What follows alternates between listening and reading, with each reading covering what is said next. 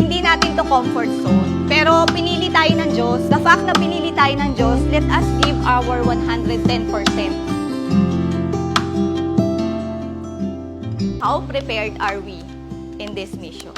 So we have to seek our hearts. Why are we here? Bakit ako nandito?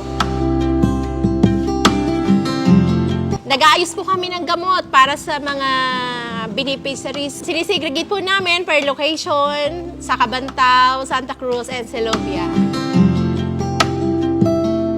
Yeah, come on, shout and rest with me.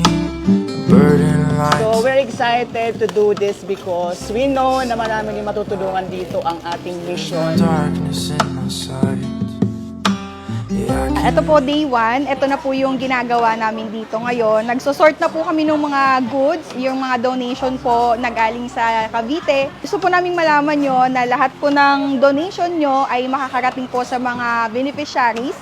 Kahit na anong donation pa po, even yung mga gantong donation po ay makakarating sa ating mga beneficiaries. Lubos po kami nagpapasalamat sa lahat po na nag-donate, sa lahat po ng goods na ito. Napakalaking tulong po nito sa ating mga beneficiaries. Salamat po!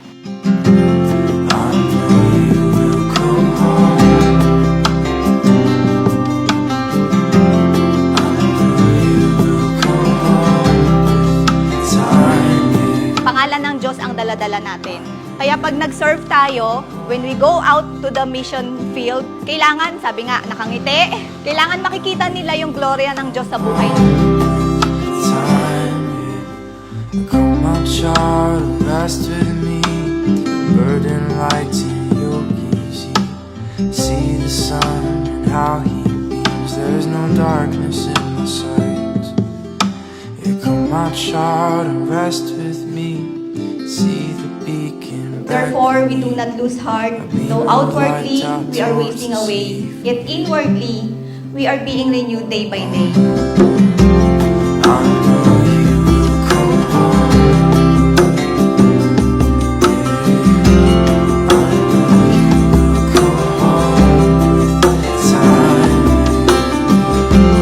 I know you will come home.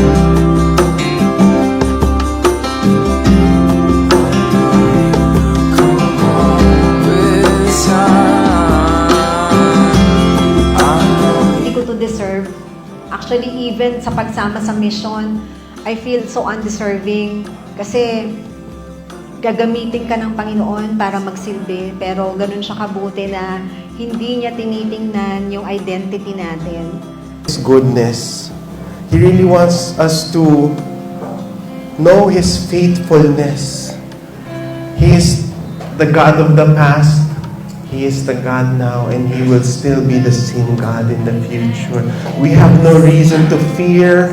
We have no reason to be anxious, but just find comfort and peace in the God who is good and sovereign. Amen? Kaya nga po nandito ako. Thank you for the privilege. Hindi natin mababayaran yung ginawa niya. Hindi natin matatawaran yung goodness ng Panginoon. Yung masagip lang tayo, sapat na. Yung maglingkod ay, kahit paglingkod na natin siya, kulang pa.